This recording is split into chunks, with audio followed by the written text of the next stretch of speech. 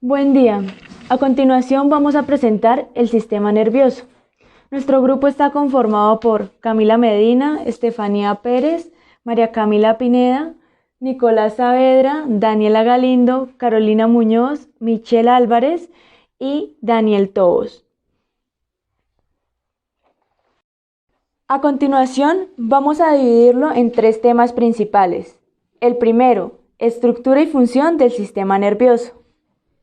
La neurona es la unidad estructural del sistema nervioso. Una neurona típica se compone de 3 regiones: el cuerpo o soma, las dendritas y el axón. La mayoría de las neuronas contienen muchas dendritas. Estas son las receptoras de la neurona. Los impulsos que llegan al nervio entran a la neurona a través de ellas. La mayoría de las neuronas tienen un axón. El axón es el transmisor de la neurona. Esta lleva los impulsos hacia afuera del cuerpo celular.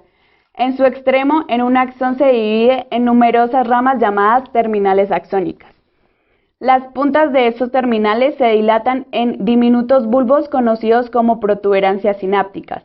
Estas albergan numerosas vesículas llenas de neurotransmisores que usan para la comunicación entre una neurona y otra célula.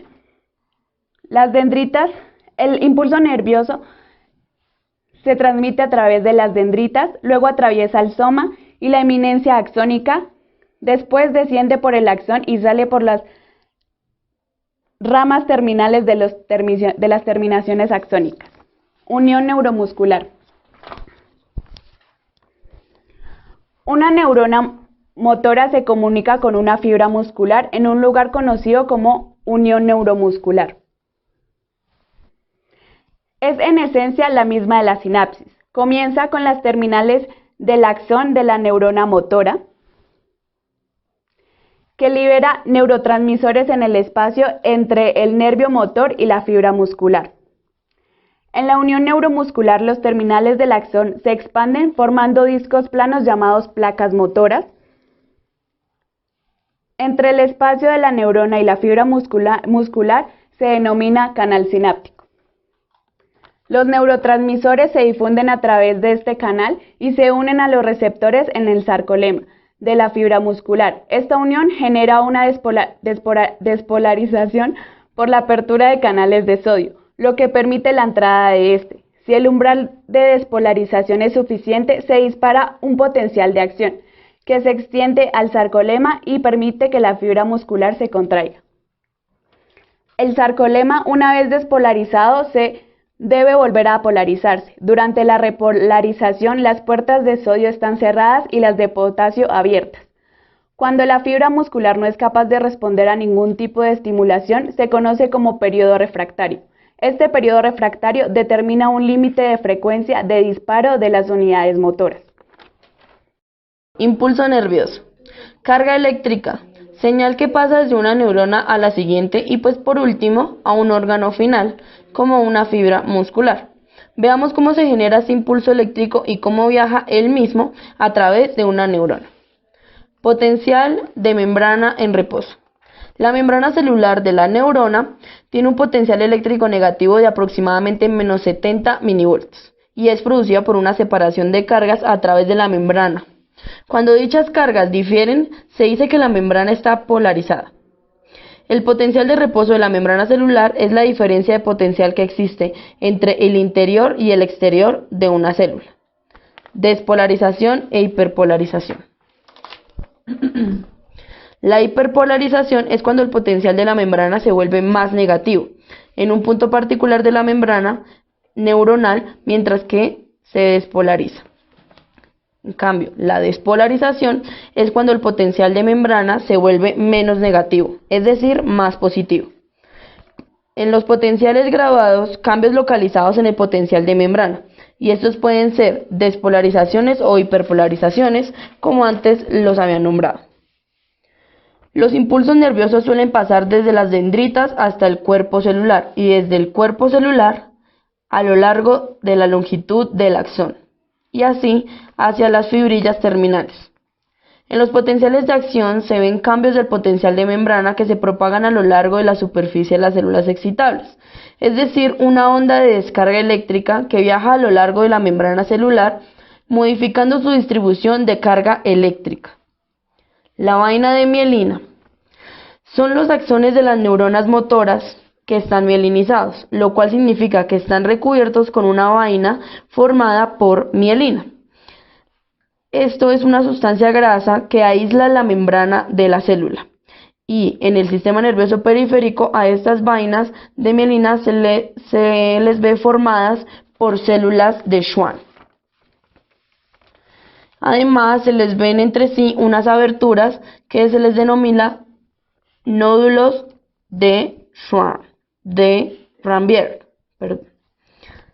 El potencial de acción parece saltar de un nódulo al siguiente cuando atraviesa una fibra mielinizada, y a esto se le denomina conducción saltatoria. Sinapsis. Las neuronas se comunican entre sí a través de la sinapsis. Esta sinapsis implica que los terminales del axón de la neurona presináptica, los receptores postsinápticos en la dendrita o en el cuerpo celular de la siguiente neurona, además del espacio, el canal sináptico entre las dos neuronas. Un impulso nervioso hace que unas sustancias químicas llamadas neurotransmisores sean liberadas desde los terminales presinápticos del axón hacia el canal sináptico. Una vez que los neurotransmisores se han fijado, el impulso ha transmitido con éxito y luego el neurotransmisor es destruido por las enzimas o devuelto activamente a la neurona presináptica para su uso futuro. Los neurotransmisores más importantes para la regulación del ejercicio son la acetilcolina y la noradrenalina. Los potenciales postsinápticos excitatorios son despolarizaciones de la membrana postsináptica. Los potenciales postsinápticos inhibitorios son hiperpolarizados de esta membrana. La eminencia del axón mantiene un control total de todos los potenciales postsinápticos excitatorios de los inhibitorios. Cuando su suma satisface o supera el umbral de la despolarización, tiene un gran potencial de acción, y a este proceso de acumulación de señales de entrada se le es conocido como sumación. Neurotransmisores. Los transmisores de moléculas pequeñas y de acción rápida, como lo son la acetilcolina y noradrenalina, quienes tienen gran importancia en la regulación de reacciones fisiológicas al ejercicio. Por un lado, la acetilcolina es fundamental para que las neuronas motoras inerven los músculos esqueléticos. Este neurotransmisor es excitatorio, pero puede actuar como inhibitorio en terminaciones nerviosas parasimpáticas como el corazón. Por otra parte, la noradrenalina es el neurotransmisor para algunas neuronas simpáticas. También esta puede ser excitatoria e inhibitoria.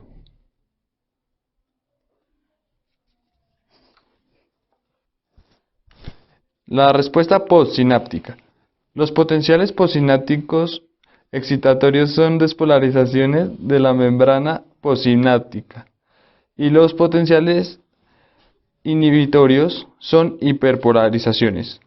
Un solo terminal presináptico no puede activar un potencial de acción, por lo cual se necesitan varias señales. Para esto, la eminencia de la acción mantiene un control total de los potenciales postsinápticos excitatorios e inhibitorios para que su suma supere el umbral de despolarización, así dé un lugar a un potencial de acción. Este proceso de acumulación de señales se llama sumación. Segundo, sistema nervioso central, sistema nervioso periférico, reacción motora. Sistema nervioso central. Vamos a comprender cómo un estímulo básico puede causar actividad muscular. Vamos a hablar sobre los componentes del sistema nervioso central, que son el encéfalo y la médula espinal. El encéfalo se compone de varias partes, las cuales vamos a subdividir en 4 regiones: cerebro, diencéfalo, cerebelo y tronco cerebral. Empezaremos con el cerebro.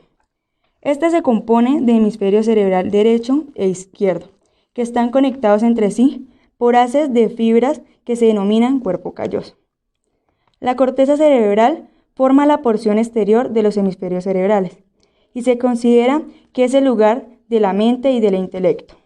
También es conocida como sustancia gris por su color debido a la falta de mielina. La corteza cerebral nos permite ser conscientes de los estímulos sensores y el control voluntario de los movimientos. El cerebro consta de 5 lóbulos, 4 lóbulos exteriores y la ínsula cerebral. El lóbulo frontal se encarga del intelecto general y control motor. El lóbulo temporal se encarga de la entrada auditiva y su interpretación. El lóbulo parietal está encargado de la entrada sensorial general y su interpretación. Y por último, el lóbulo occipital. Su función es la entrada visual y su interpretación. Las 3 áreas del cerebro que tienen una gran importancia en el análisis son la corteza motora primaria, que está en el lóbulo frontal, el ganglio basal en la materia blanca cerebral, la corteza sensorial primaria en el lóbulo parietal. Ahora hablaremos del diencéfalo. Esta región del encéfalo se compone principalmente del tálamo e hipotálamo. En el tálamo es un centro importante de integración sensorial que transmite a las áreas apropiadas de la corteza. El hipotálamo es responsable del mantenimiento de la homeostasis, ya que regula casi todos los procesos que afectan el ambiente interno del cuerpo. Los centros neuronales de esta región regulan el sistema nervioso autónomo, la temperatura corporal, el equilibrio de fluidos, el control neuroendocrino, las emociones, la sed, la ingestión de comida y ciclos de sueño y vigilia. Seguiremos con el cerebelo. Este se encuentra detrás del tronco cerebral y está conectado a numerosas partes del encéfalo y tiene una función crucial en el control de movimiento. Por último, hablaremos del tronco cerebral. Está compuesto por el mesencéfalo, la protuberancia y el bulbo raquídeo, conectando el encéfalo y la médula espinal. Todos los nervios sensores y motores pasan a través del tronco cerebral. Este es el lugar de origen para 10 de los 12 pares de nervios craneales. Un grupo especializado en neuronas situadas a lo largo del tronco cerebral es conocida como sustancia reticular y tiene una influencia sobre casi todas las áreas del sistema nervioso central, las cuales ayudan a la coordinación de función musculoesquelética, al mantener el tono muscular, controlar las funciones cardiovasculares y respiratorias. Ayudan a determinar nuestro estado de conciencia. Otro componente del sistema nervioso central, hablaremos sobre la médula espinal. Es la parte más baja del tronco cerebral, que se compone de tractos de fibras nerviosas que permiten la conducción de impulsos nerviosos. Las fibras sensoras aferentes llevan señales nerviosas desde los receptores sensores tales como los que hay en los músculos y articulaciones, hasta los niveles superiores del sistema nervioso central. Sistema nervioso periférico. Este cuenta con 43 parejas de nervios, 12 pares de nervios craneales que conectan con el cerebro y 31 pares de nervios medulares que conectan con la médula espinal.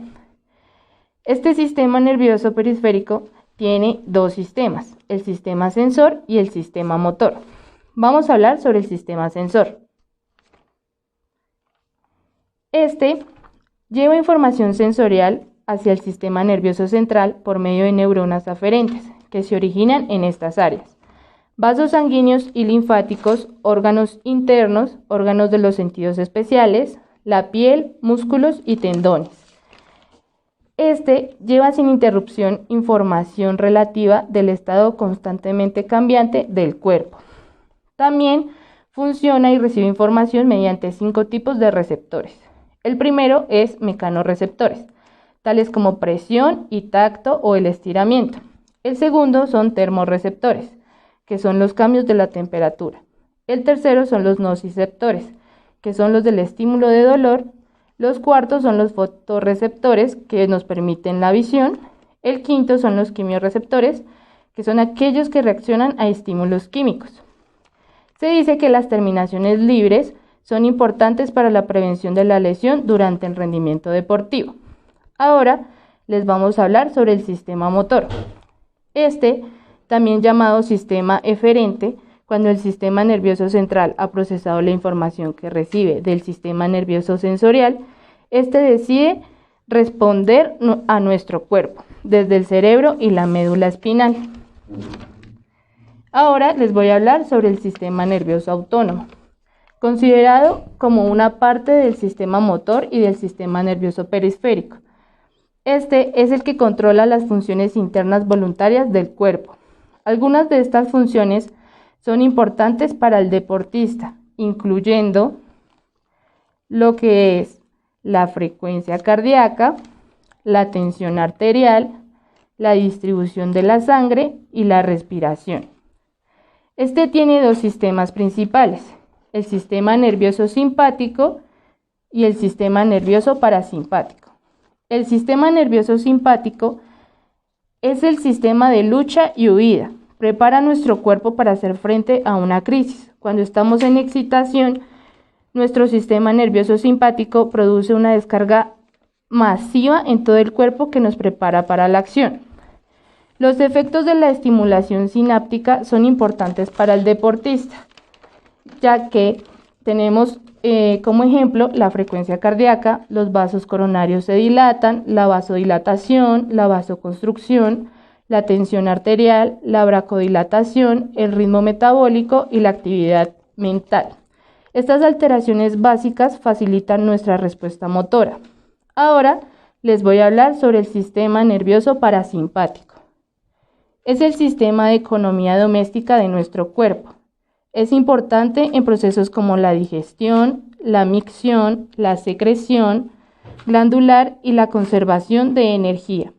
El sistema más activo cuando nos hallamos calmados y en reposo. Integración sensomotora. Ahora veremos cómo un estímulo sensorial da lugar a una respuesta motora. Como ejemplo, ¿saben los músculos de la mano cuándo apartar los dedos de un horno caliente? ¿O cómo coordinarse cuando vamos a huir de algún lugar? Todo esto lo lleva a cabo los sistemas sensor y motor para comunicarse entre sí. Estos deben funcionar juntos en una secuencia específica. Primero, los receptores deben recibir el estímulo sensorial. Luego el impulso viaja a través de las neuronas sensoras hasta el sistema nervioso central. Allí se interpreta la información sensora que entra y determina qué respuesta es la más apropiada. Estas señales dan respuesta y son transmitidas desde el sistema nervioso central a lo largo de las neuronas motoras. Y así, este impulso motor es transmitido hacia un músculo y se produce la reacción. La entrada sensora.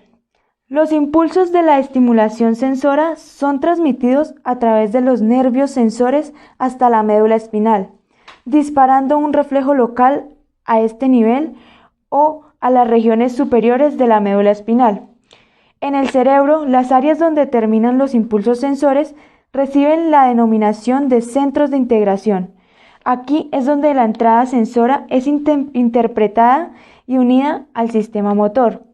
Estos centros de integración tienen distintas funciones, como controlar los diversos grupos musculares que se contraen para realizar el movimiento deseado. Tanto los movimientos de motricidad fina como gruesa parecen estar coordinados por el cerebelo. En la corteza cerebral se reciben las entradas sensoras generales desde los receptores de la piel y desde los propioceptores de músculos, tendones y articulaciones. En el control motor, una vez se recibe el impulso sensor, este provoca una reacción a través de la neurona motora. Los músculos esqueléticos están controlados por impulsos dirigidos por neuronas motoras eferentes que se originan en uno de estos tres niveles: la médula espinal, regiones inferiores del cerebro o el área motora de la corteza cerebral. En la actividad refleja, respondiendo a la primera pregunta que habíamos hecho anteriormente, ¿qué ocurre cuando ponemos la mano sobre un horno caliente?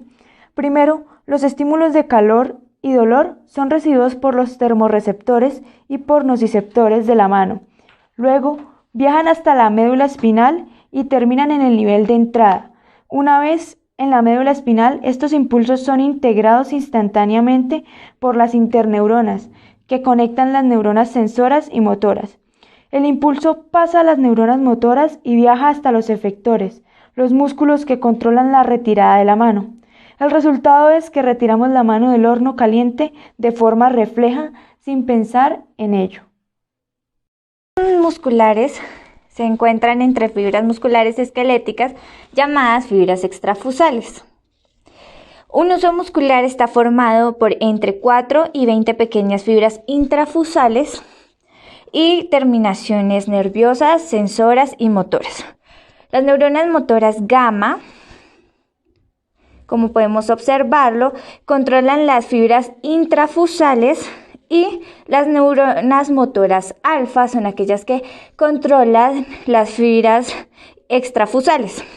Debido a la ausencia de actina y miosina en las fibras intrafusales, estas en su interior no tienen la capacidad de contraerse. Por esta razón, solo podrán extenderse. Teniendo en cuenta que el uso muscular está unido a las fibras extrafusales, cuando éstas se elongan, la región central del uso muscular también lo va a realizar.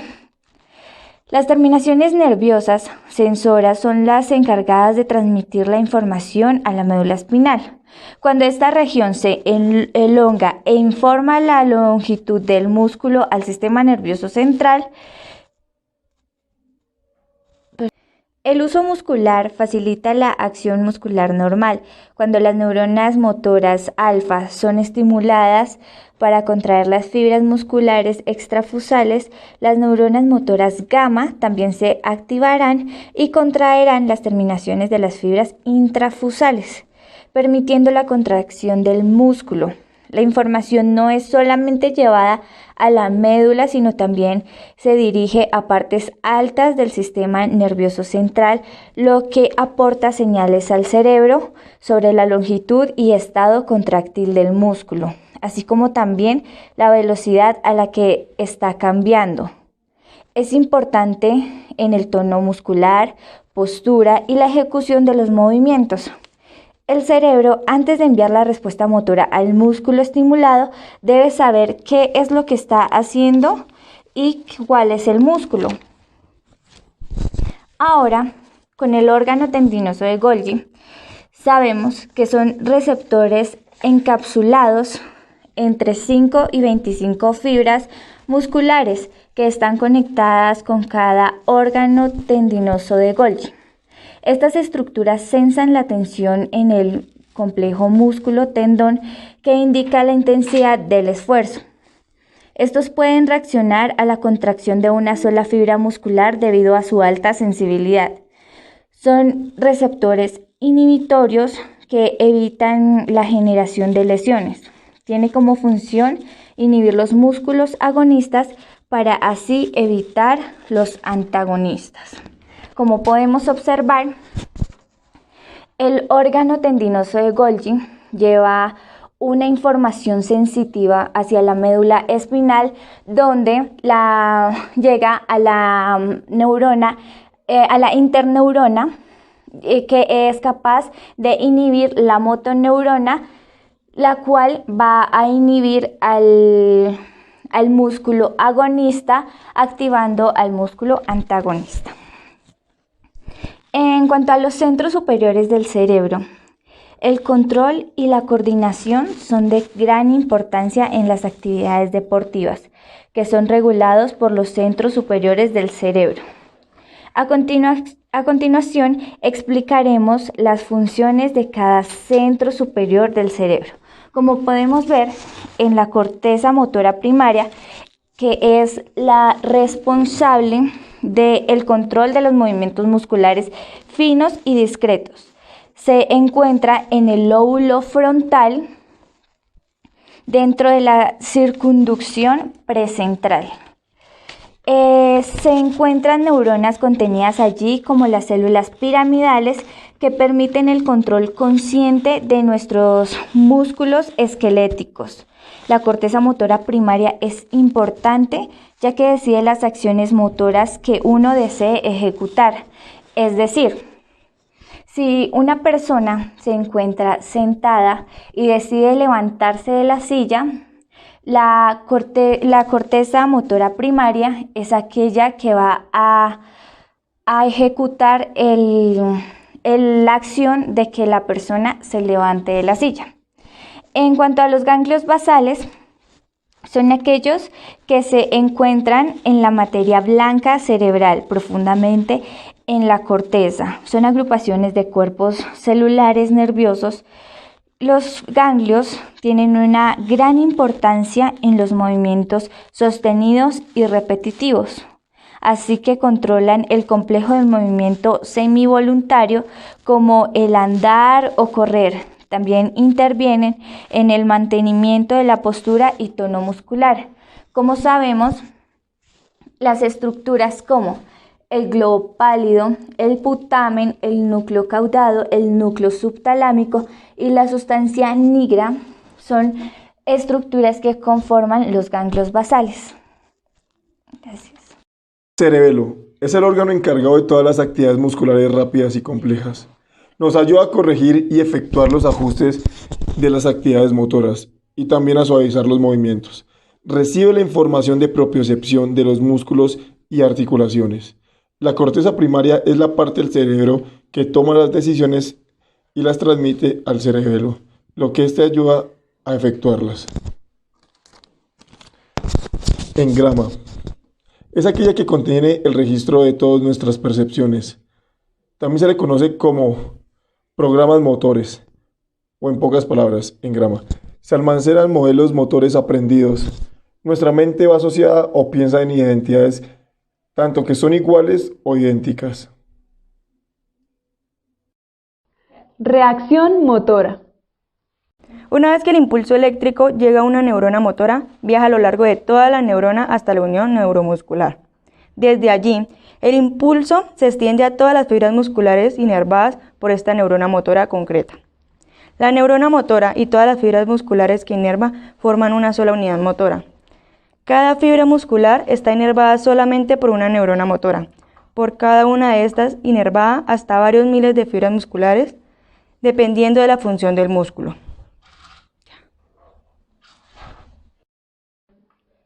Terminología. Fuerza muscular. La fuerza máxima que un músculo o un grupo muscular se puede generar se denomina simplemente fuerza.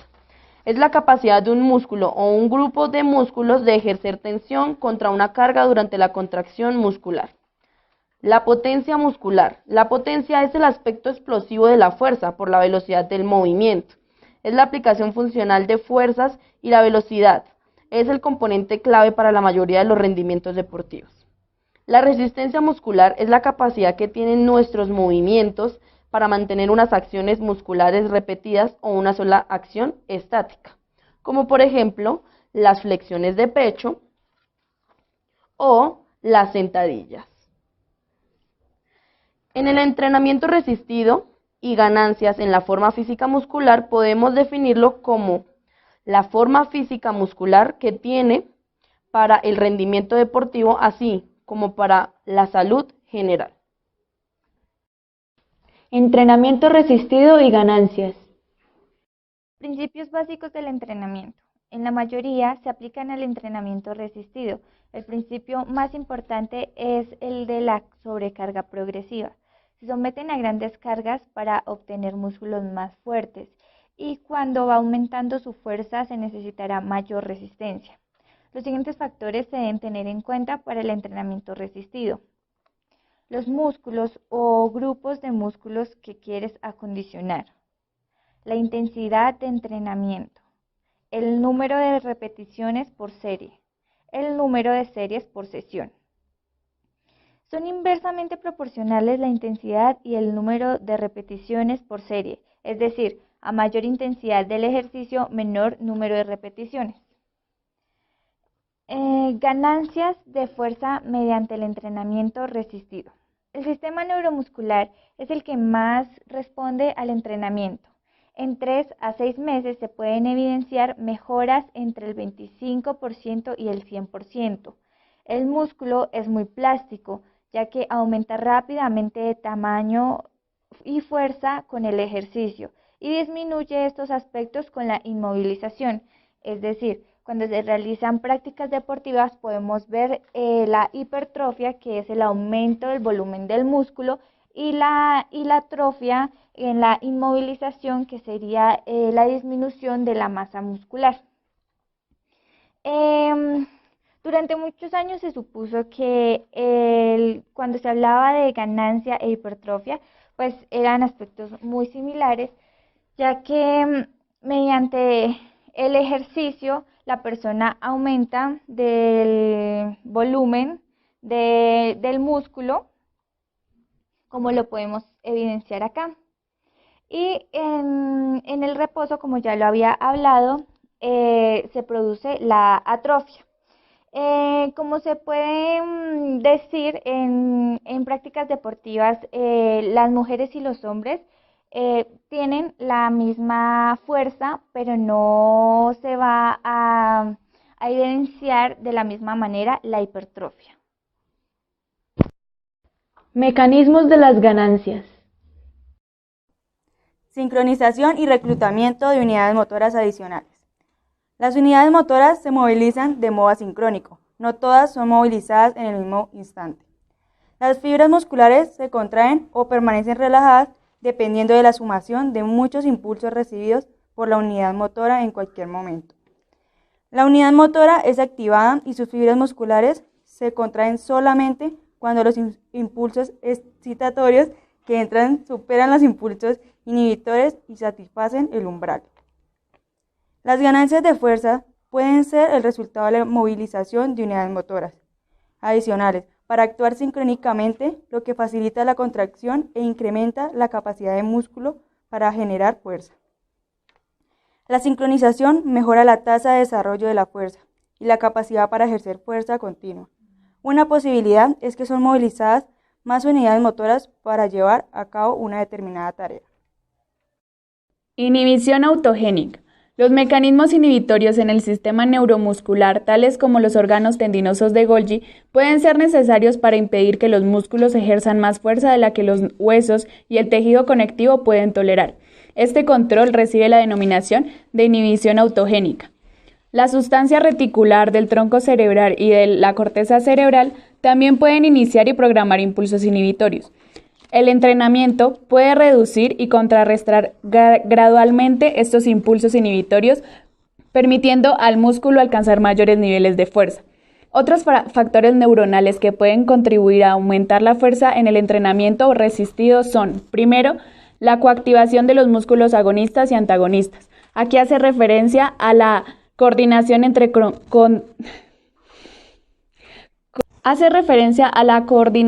la contracción del agonista y la relajación del antagonista. El segundo es la codificación del índice. Este es el término empleado para describir la frecuencia de activación o la frecuencia de descarga de unidades motoras. Hipertrofia muscular es el aumento del tamaño del diámetro transversal de las fibras debido a un aumento de la cantidad de filamentos contráctiles de actina y miosina. En la hipertrofia muscular existen dos tipos de hipertrofia, la temporal y la crónica. La temporal es el abultamiento del músculo durante una sola serie de repeticiones, encargada de la acumulación de fluidos en los espacios intersticiales y también dura un periodo corto de tiempo. La crónica, incremento del tamaño muscular que se produce por el entrenamiento a largo plazo. Se produce la hiperplasia en esta hipertrofia.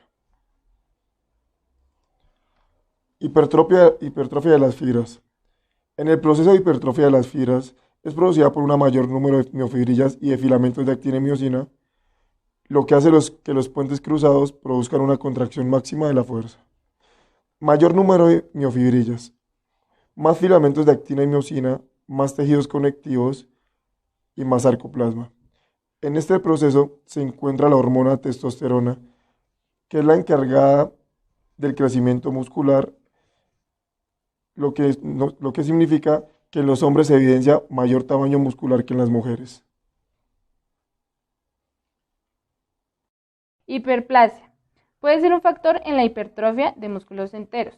Con un intenso entrenamiento de fuerza, pareciera que ciertas fibras musculares escogidas se estuviesen verdaderamente dividiendo en dos, y que después cada mitad crecerá hasta tener el tamaño de la fibra madre. Esto todo fue un estudio realizado en gatos, pero en muchos de estos estudios se demostró que se empleó el modelo de estiramiento crónico. Este provocó una hipertrofia e hipoplasia sustanciales, aunque otros estudios con el mismo modelo no pudieron reproducir los resultados de la hiperplasia. Ha quedado claro que la hiperplasia de las fibras musculares se produce en modelos animales usando distintos medios para incluir la hipertrofia muscular. Por otra parte, solo unos pocos estudios aportan evidencia de hiperplasia en seres humanos. Un estudio ha encontrado grandes diferencias en la sección de las fibras musculares al comparar a culturistas con estudiantes de educación física, tanto masculinos como femeninos.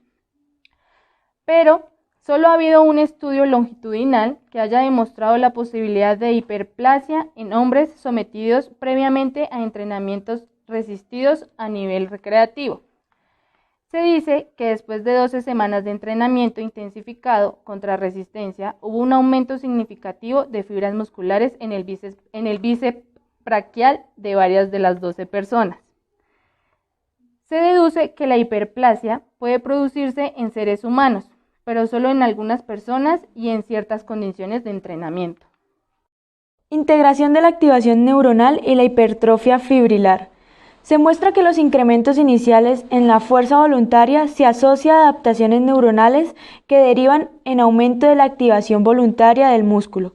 Esto se demuestra en un estudio en el que se sometió a unos participantes a un programa de entrenamiento resistido de gran intensidad durante 8 semanas, 2 veces por semana, observando que la fuerza aumentó de modo sustancial durante las 8 semanas de entrenamiento, debido al incremento de la activación neuronal, dando como conclusión que los incrementos iniciales de la fuerza parecen influir más los factores neuronales, si bien los incrementos a largo plazo se deben en gran medida a la hipertrofia, atrofia muscular y disminución de la fuerza por inactividad. Se da cuando una persona activa o muy entrenada reduce su nivel de actividad o interrumpe el entrenamiento. Produce cambios importantes en las estructuras y función de los músculos, dando 2 casos: inmovilización e interrupción del entrenamiento. En la inmovilización se inician cambios importantes dentro del músculo durante las primeras 6 horas de inmovilización. El ritmo de síntesis de proteínas comienza a descender asociado con la atrofia, o sea, el adelgazamiento del tamaño del tejido muscular. La atrofia se produce por falta de utilización del músculo y es el resultado de la pérdida consiguiente de proteínas musculares que acompañan a la inactividad. Durante la primera semana de inmovilización es cuando la disminución de la fuerza es mayor, siendo de un 3 a 4% por día. Está asociado también con la disminución de la actividad neuromuscular del músculo inmovilizado.